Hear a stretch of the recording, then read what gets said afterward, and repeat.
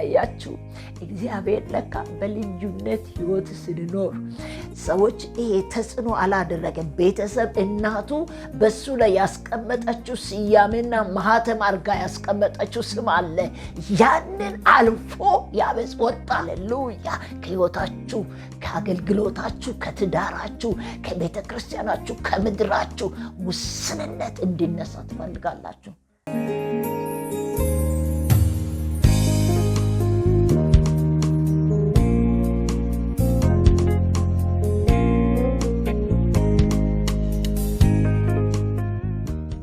ሰላም ለእናንተ ይሁን ቅዱሳን፣ እንዴት ናችሁ? ዛሬ ደግሞ የእግዚአብሔር ቃል በጣም በውስጤ ያለ አንደኛ ዜና ምዕራፍ 4 ቁጥር 9ና 10 አነብና በቃሉ ሐሳብ ጸልየን ቀጥታ ወደ እግዚአብሔር ቃል እንሄዳለን። እንደዚህ ይላል። ያቤጽም ከወንድሞቹ ይልቅ የተከበረ ነበረ። እናቱም በጣር ወልጃለሁ ብላ ስሙን ያቤጽ ብላ ጠራችው። ያቤጽም እባክህ መባረክን ባርከኝ፣ አገርንም አስፋ፣ እጅ ከኔ ጋር እንድትሆን፣ እንዳያሳዝነኝ ከክፋት ጠብቀኝ ብሎ የእስራኤል አምላክን ጠራ። እግዚአብሔርም የለመነውን ሰጠ ይላል። እንጸልያለን። ይህን ቃል መንፈስ ቅዱስ እንዲያስተምረን። በሰማይና በምድር ሙሉ ስልጣን ያለ በዘመናት መካከል ብቻህን ጻድቅ የሆንክ የያቤጽ አምላክ ዛሬም የኛ አምላክ ነህና በቃሊ እውነት በመካከላችን በኃይል እንድትገለጥ ክርስቶስን ከፍ እንድታደርግ በኢየሱስ ስም እንጸልያለን። መንፈስ ቅዱስ ይህን ቃል ጌታ ሆይ ለኔም ለሚሰማ ትውልድም ከየምድር አቅጣጫ ጌታ ገብቶ ለሚሰሙ ዛሬ የመቆምና የመበርታት ምክንያት እንዲሆን እኔ ጸልያለሁ። የጸሎት ጉልበት፣ የጸሎት ኃይል፣ የጸሎት መንፈስ በእያንዳንዳችን ላይ በኢየሱስ ስም እንዲለቀቅ እኔ ጸልያለሁ። ይህን ለክብሬ ደግሞ ግለጠው። ኢየሱስን አክብረው። ለእኔ ለባሪያ ጸጋ፣ ለሚሰሙ ደግሞ ጌታ ሆይ በኢየሱስ ስም የውስጥ አይኖቻ የውስጥ ጆሮቻቸውን እንድትከፍትላቸው እኔ ጸልያለሁ። ሁሉ ለክብሬ ይሁን፣ አሜን። በሆነው በኢየሱስ ስም እዚህ ጋር ስለ ያቤጽ ጸሎት ትንሽ ዛሬ ስለ ጸሎት የምንነጋገርበት ጊዜ ይሆናል። የጌታን ቃል የምንሰማበት ይሄ የናሴ ወር በኢትዮጵያውያን በጣም የጸሎት ወር ነው። በእያንዳንዱ ካላንደር ጸሎት ይጸለያል። በተለያየ ሃይማኖት ጸሎት ይጸለያል። ነገር ግን እግዚአብሔር ፊት ደግሞ አላውቅም። ይሄ ቃል ጸሎት ላይ ያለው ነው ጌታ መንፈስ ቅዱስ የሰጠኝ እና መልስ የሚያስገኝ ጸሎት በሚል ርዕስ ወይም የያቤጽ ጸሎት እዚህ ጋር ምንድነው የምናየው? በአንደኛ ዜና ምዕራፍ 4 ላይ ቁጥር አጠቃላይ ከቁጥር 1 ጀምሮ ስለ ትውልድ ሐረግ ስም እየዘረዘረ ይሄድና ምዕራፍ 4 ላይ በጣም እዛ ጋር ከቁጥር 1 ጀምሮ እየጠራ ይሄድና ቁጥር 9 ላይ ያቤጽ ጋር ሲደርስ ቆም ስል እናያለንና ያቤጽ እናቱ ያቤጽ ብላ የሰየመችው ምክንያት እሱን ስትወልደው በጭንቅና በስቃይ ስለወለደች የጣር ልጅ ወይ የስቃይ ልጅ ወይ የህመም ልጅ ብላ ስሙን ስቃይ ብላ ወይ ህመም ወይ ሐዘን ብላ ሰየመችው። ይሄ ስያሜ ይዞ የነበረ ያቤጽ በቤተሰብ ያገኘው ከእናቱ ያገኘው ማህበረሰብ የሚያውቀው ስም ጋር ቁጭ አለ። ብዙ ስሞች እየተዘረዘሩ መጣና አንድ የእግዚአብሔርን ትኩረት የሚስብ ስም ተገኘ። ማን? ያቤጽ። ያቤጽ ጋር ሲደርስ ያቤጽ ሰዎች ማህበረሰብ ከሰጠው ስም ይልቅ እግዚአብሔርን እንዲህ ብሎ ለመነው። ያቤጽም ይላል ከወንድሞቹ ይልቅ እጅግ የተከበረ ነው ይላል። ስለዚህ እናቱ በጣር ወለድኩ ስትል ነው ያቤጽ ብላ የሰጠችው። የጣር ልጅ ነው አለች። ግን ያቤጽ ምን አይነት ሰው ነው? ከወንድሞቹ ይልቅ እጅግ የከበረ ነው። ምን ማለት ነው? የከበረ ማለት ትክክለኛ በእግዚአብሔርን በመፍራት የሚሄድ ሕይወቱ በቅድስና የተሞላ ፈራ እግዚአብሔር ያለው ማለት ነው። ስለዚህ ያቤጽ እባክህ መባረክን ባርከኝ፣ እንደዛውም አገርንም አስፋ፣ እጅ ከኔ ጋር ትሁን፣ እንዳያሳዝነኝ ከክፋት ጠብቅ ብሎ የእስራኤልን አምላክን ጠራ። እግዚአብሔርም የለመነውን ሰጠ። እንዴት ነው እግዚአብሔር የያቤጽን ጸሎት የሰማው? እንዴት ሰማ? የተሰጠው ቤተሰብ የሚያውቀው፣ እናት ያወጣችለት ስም ማህበረሰቡ የሚያውቀው የስቃይ ስም የሚል አለ። እንዴት እግዚአብሔርን ትኩረት ሳበ፣ ከወንድሞቹ ይልቅ እጅግ የተከበረ ይለዋል። ሃሌሉያ! አያችሁ፣ እግዚአብሔር ለካ በልዩነት ህይወት ስንኖር ሰዎች ይሄ ተጽዕኖ አላደረገም። ቤተሰብ እናቱ በሱ ላይ ያስቀመጠችው ስያሜና ማህተም አርጋ ያስቀመጠችው ስም አለ። ያንን አልፎ ያቤጽ ወጣ። ይሄ እንዲወጣ አቅም ደግሞ የሰጠው ምንድነው? በጸሎት ነው። ስለዚህ ያቤጽ መጥፎ ስምና ታሪክን አልተቀበለውም። የተሰጠው ስምን አልተቀበለውም። መጥፎ ታሪክን አልተቀበለውም። ስለዚህ እግዚአብሔርን ተማጸነ። እንዴት? በቃ በብርቱ ወደ እግዚአብሔር ጸለየ። ወገኔ፣ የሚጸልይ ሰው የሚተጋ ሰው በእግዚአብሔር ፊት በበቃ ተጽዕኖ ለማምጣት ከየትኛውም ክፋት ርቆ በቅድስና ቆሞ የሚጸልይ ሰው ጸሎት እግዚአብሔር ይሰማል። ስለዚህ በብርቱ ጸለየ፣ እግዚአብሔርም እንዲባርከው። አንደኛ ያውላችሁ እግዚአብሔርን እንደዚህ ነው አለ። አንደኛ ያቤጽ ምን አደረገ? በመጥፎ ተጽዕኖ ታሪክ አልተወሰደም። ሃሌሉያ! መጥፎ የሆነ ስያሜ፣ ጣር ልጅ፣ የመከራ ልጅ፣ የስቃይ ልጅ ተብሎ የተሰጠውን ስያሜ አልተቀበለም። ሁለተኛ እግዚአብሔርን ተማጸነ፣ በብርቱስ ወደ እግዚአብሔር ጸለየ ይላል። ሶስተኛ እንዴት ባርከኝ አለ። እግዚአብሔር ባርኮትን ጠየቀ። ጊዜና ሁኔታ የማይገድበው አምላክ ይሄን ስቃይ የተሰጠውን ስም የተሰጠውን ይሄ ስያሜ የሰቆቃ የመከራ የሆነው ማንነትን እግዚአብሔር እንዲቀይረው እግዚአብሔር ወደ እግዚአብሔር ጸለየ ይላል። እግዚአብሔርም ደግሞ ለጸሎቱ ምላሽ ሰጠ። ምን ስለሆነ ለያቤጽ ምላሽ የሰጠው? አንደኛ ያቤጽ ከወንድሞቹ መካከል እጅግ የከበረ ነው። ምን ማለት ነው? እግዚአብሔር ፊት በቅድስና ሕይወቱን አስተካክሎ ይሄድ ነበረ። ስለዚህ እግዚአብሔርን ምን አለ? ታሪኩን እንዲለውጥ፣ ሕይወቱን እንዲለውጥ፣ ስሙን እንዲለውጥ። እግዚአብሔር ደግሞ ያ ብቻ አይደለም፣ መጥፎ ስም እግዚአብሔር እንዲቀይር፣ እንዲባርክ፣ ውስንነት ከሕይወቱ እንዲወገድ፣ ውስንነት ከሕይወቱ ላይ እንዲወገድ፣ በቃ እግዚአብሔር ድንበሩን እንዲያሰፋ ጠየቀ። የትውልድ ሐረግ ወይም ያስቀመጠውን ዘር ያስቀመጠውን ቤተሰብ ያስቀመጠውን ይህን ማንነት እግዚአብሔር እንዲቀይርለት የወደፊት ሕይወቱ እጣ ፈንታው ይሄው ቤተሰብ የወሰነው ሳይሆን እግዚአብሔር በወሰነለት መንገድ፣ አገር ማህበረሰቡ በወሰነው ሳይሆን እግዚአብሔር በወሰነ መንገድ ለመሄድ ያቤጽ ወደ እግዚአብሔር በጸሎት ጠራ። ስለዚህ ሰዎች ከሚያውቁ ሰዎች ይልቅ እግዚአብሔር ከሰየመለት ስያሜ እግዚአብሔር ለሱ ካስቀመጠው ክብር ጋር ተገናኘ። ወገኖች፣ አንድ ነገር ልናገር ፈልጋለሁ። እዚህ ጋር ያቤጽ በወንድሞቹ መካከል የተከበረ ነው። ያቤጽ የእስራኤል አምላክ እግዚአብሔር ጋር ጮኸ ይላል። እንዴት? በጸሎት ጮኸ። ለምን? ይሄ ስቃይ የተባለው መከራ የተባለው ስሜን ምን አርግ? ቀይር፣ እግዚአብሔር ቀይር። ስለዚህ ጽድቅ የሞላበት ሕይወት ያለ በእግዚአብሔር ፊት እግዚአብሔርን በሚፈራ ማንነት ከወንድሞቹ መካከል በተለየ አካሄድ የሚሄድ ያቤጽ ብዙ ስም ዝርዝር እየተጠራ የትውልድ ሐረግ ሲሄድ እግዚአብሔርን ትኩረት የሚስብ እግዚአብሔርን ቆም የሚያደርግ ያቤጽ የሚባል ሰው ተገኘ።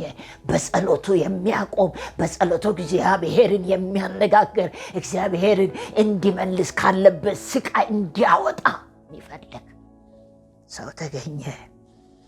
እግዚአብሔር በታማኝነት የሚጠሩትን እግዚአብሔር ዛሬም በታማኝነት የሚጠሩትን እንደሚባርክ እውነት እግዚአብሔር በምን በታማኝነት የሚጠሩትን የሚጸልዩትን የሚተጉትን ሲጸልዩ እንዴት? ይሄ ልማዳዊ የሆነ ጸሎት አይደለም። ይሄ ሁኔታዎችን እያዩ መጸለይ አይደለም። ከልማድ በወጣ መልስ የሚያስገኝ ጸሎት እንደ በቅድስና የተሞላ እግዚአብሔርን ደስ የሚያሰኝ የእግዚአብሔርን ትኩረት የሚስብ በቃ እሱ አይቀጥልም እሷ አትቀጥልም በቃ ተብሎ ማህበረሰቡ ያስቀመጠው ስያሜ እንደገና እናቱ በጣር ወለድኩ ብላ የስቃይ ልጅ ብላ ያስቀመጠችው ስምን የሚያስቀይር ውስንነትን የሚያስቀይር ድንበርን የሚያስቀይር አገልግሎትን የሚቀይር ሕይወትን የሚቀይር ወገኖች ስራን የሚቀይር እግዚአብሔር መለወጥ የሚችልበትን ልመና ያቤጽ በእግዚአብሔር ፊት ጸለየ። እግዚአብሔርም ጸሎቱን ሰማ። ሃሌሉያ። በእውነት ዛሬ ምን ተብላችኋል? እግዚአብሔር ከሰጠው ለእናንተ ከወሰነላችሁ ውሳኔ ቤተሰብ አስቀምጦ ማህበረሰብ አስቀምጦ ማህተም አትሞ ያስቀመጠላችሁ ስም አለ። በጸሎት የማይቀየር ነገር የለም። በእግዚአብሔር ፊት ተግቶ የሚጸልዩ ሰዎች መልስ ያገኛሉ። እኔ አንድ ነገር በጣም የሚገርም ነገር ኤልያስ እንደኛ ሰው ነበረ ይላል። ጸለየ፣ ሰማይን ዘጋ ይላል። ጸለየ፣ ሰማይን ከፈተ። እንዴት? ተግቶ። እግዚአብሔር መልስ የሰጠ ሰው ነው። ነገር ግን እንዴት? በመታመን እግዚአብሔር ጸሎትን እንደሚሰማ ተንበርክኮ። የሚገርመኝ ነገር ሰማይን እንደሚከፍት ምንም ዝናብን ንፋስን አላየም። ተንበረከከ። እግዚአብሔር እንደሚያረግ እግዚአብሔር እንደሚሰራ መልስን የሚሰጥ አምላክ መሆኑን በማየት በመትጋት በእግዚአብሔር ፊት ጸለየ። እግዚአብሔርም የኤልያስን ጸሎት ሰማ። ዛሬ በሕይወታችሁ ላይ እንደ ያቤጽ መከራ ውስጥ ላይ ሰቆቃ ማህበረሰቡ ወይ ሰፈሩ አገሩ ምድሩ የሚያውቀው ማንነት አለ ባንተ ውስጥ ባንቺ ውስጥ አለ። ዛሬ በቤተ ክርስቲያን ውስጥ እየመራችሁ በቤተ ክርስቲያን ባሉ አገልግሎቶች በተለያዩ አቅጣጫ በጸሎት ቡድን ዛሬ ይሄ ነሐሴ ወር እስከ ጳጉሜ ድረስ ጸሎት ተብሎ ታውጇል። ግን መልስ የሚገኝበት ጸሎት ነው ወይ? እግዚአብሔር የሚሰማው ጸሎት ነው ወይ? እንደ ያቤጽ በእግዚአብሔር ፊት በመጽናት በእውነት እግዚአብሔርን በመታመን ነው ምንጠራው ወይ? ምንጠራ ከሆነ እግዚአብሔር ጸሎትን ይሰማል። ሲሰማ እንዴት ነው? አንደኛ እግዚአብሔር ጸሎቱን ሲሰማ ስሙን ቀየረ። የጣር ልጅ የስቃይ ልጅ ከማለት እግዚአብሔር ስሙን ቀየረ። ሁለተኛ እናቱ ያስቀመጠችውን ያንን ሰቆቃን ታሪክን ቀየረ። ሶስተኛ የውስንነትን እግዚአብሔር አነሳው። ሃሌሉያ። ከሕይወታችሁ፣ ከአገልግሎታችሁ፣ ከትዳራችሁ፣ ከቤተ ክርስቲያናችሁ፣ ከምድራችሁ ውስንነት እንዲነሳ ትፈልጋላችሁ? ጸልዩ፣ ተግታችሁ ጸልዩ። እንደዚህ የምንጸሉት አለ። ማቴዎስ ላይ በጣም የሚገርም ነገር ማቴዎስ 2:13 ላይ ከክፉ አድነኝ ይላል። አማኞች ሁሉ ታውቃላችሁ በሰይጣን ጥቃት ዕላማ ውስጥ ነው ያላችሁ። በክፉ ጥቃት ለዕላማ ውስጥ ክፉ እየመጣ እንዳያሳዝነኝ ስል እዛ ጋር ከክፉ አድነኝ ብሎ አባታችን ሲያስተምር ኢየሱስ ክርስቶስ ማቴዎስ ወንጌል ምዕራፍ 6 ለቁጥር 13 ላይ ከክፉ አድነኝ ሲባል ምን ማለት ነው? ክርስቲያን አማኝ በሰይጣን ዕላማ ውስጥ ነው ያሉት። ከዛ ዕላማ፣ ከዛ ጥቃት፣ ከዛ ክፋት ለማዳን ምን መሆን አለበት? ተግቶ መጸለይ፣ በእግዚአብሔር ፊት በጸሎት መጮህ እግዚአብሔርን። ስለዚህ ከሰቆቃ እግዚአብሔር ከመከራ እንዲያድን ያቤጽ ለመነ። ከጉዳት ጠብቀኝ አለ። እግዚአብሔር ከጉዳት እንዲጠብቅ መጸለይ ያስፈልጋል።